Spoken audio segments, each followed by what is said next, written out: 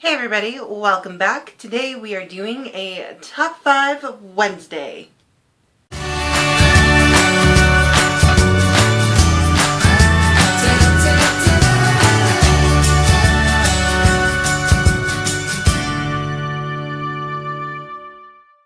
So as always, I will leave the Goodreads group and the creator channel in the description below for you guys to check it out. Now for this Top 5 Wednesday, it is Top 5 favorite or most loved books recommended to you by somebody else. So these, of course, are books that I absolutely fell in love with, completely adored, that I wouldn't have picked up had I not been recommended them either indirectly or directly by people I know on BookTube or have met in real life. So here are my top favorite recommended books. Coming in at number 5 is Inkheart by Cornelia Funk. I have read Inkheart and Inkspell, have not yet picked up Ink Death, and I absolutely loved this book series thus far. It is an enchanting story. It is a great world to read. Sometimes it gets a little slow moving, but the world is just full and magical and beautiful, and I have adored the characters that I have encountered thus far. This book was recommended to me, first of all, by my younger sister. This was her favorite book series back in, I think she was in middle grade, and she just devoured anything Cornelia Funk wrote, and I kind of just brushed it off, didn't really care. But for the booktubeathon this summer, we had to pick up someone else's favorite book, so I picked up my younger sister's favorite book, Inkheart, and thoroughly enjoyed it. Coming in at number 4 is The Lunar Chronicles by Marissa Meyer. These books were indirectly recommended to me by everybody on BookTube, and then I think it was Sarah Ella was going on and on about how much she loved this book series, and they were a fairy tale retelling, and I kind of brushed them off when they first came out. I wasn't interested. I had read the synopsis on Cinder and for some reason didn't find that interesting, so I thought I would give them a shot since everybody else was really enjoying them and they were recommended for people who really loved fairy tale retellings. So I picked up Cinder, fell in love with it, and devoured the next 2 books. Like, as soon as I could get my hands on them from the library, I just devoured them, and I couldn't wait for winter to come out, and the series just ended so satisfyingly. So this one was an indirect recommendation, but from Sarah Ella and from everybody else on BookTube, essentially. Now the next one was also an indirect recommendation, and this one was from another YouTube channel. So I sometimes watch the YouTube channel blimeycow. I'll leave a link to their channel in the description below. They are really funny guys. It's 2 brothers and a sister-in-law kind of put on this YouTube show called blimeycow, and it is super funny. Now, like most YouTube channels, blimeycow has an Audible account where if you go to audible.com/cow,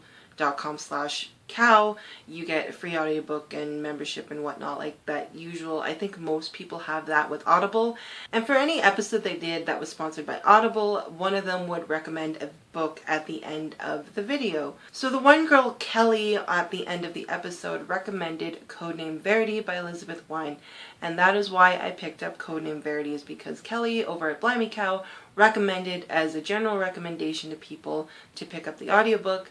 I'm not a huge audiobook fan, even though I have listened to some. I'm more of a physical book copy, so I picked up the physical book and ended up absolutely adoring it. I think it was like one of my favorite books of 2015, if not my favorite. There was this good solid tie for that. So it just ended up being a fantastic story, and I'm so glad I picked it up on Kelly's recommendation at blimeycow. For book number 2, I chose The Choosing by Rochelle Decker. I actually cannot remember how I came to find this book and how I came to be recommended this book. I think it was in a "you would like this" kind of recommendations on Goodreads, and I also saw it on Sarah Ella's shelf and asked her about it, and she said it was phenomenal. So this was another indirect Sarah Ella recommendations, and I had already been indecisive about picking it up when I saw it on Sarah Ella's shelf, and so I picked it up and ended up absolutely loving it. It is a fantastic book. The sequel is coming out next month. I am so excited for it. It was my #1 favorite read of 2015, and I highly recommend everybody pick this up if you like dystopian with a little bit of romance, with a little bit of a CSI mystery to it. It was a great novel. So glad I picked this up.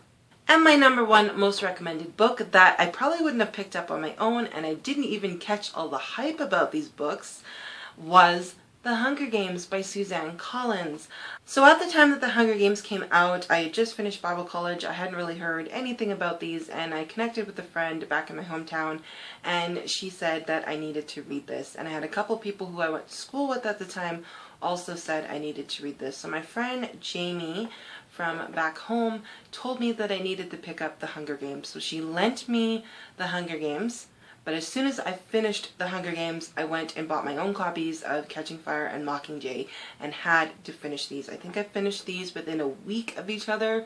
This is probably one of my all-time favorite trilogies ever. Absolutely love the story. Just recently reread it and am still in love with it as much as I was the first time. But I wouldn't have picked it up or even known about all the hype along with it if it hadn't been for my friend Jamie's recommendation of The Hunger Games. So that is my top 5 Wednesday for today. Let me know what you guys did for today's top 5 Wednesday. I want to see what your best recommendation books were, or if you would like to recommend them to me as well.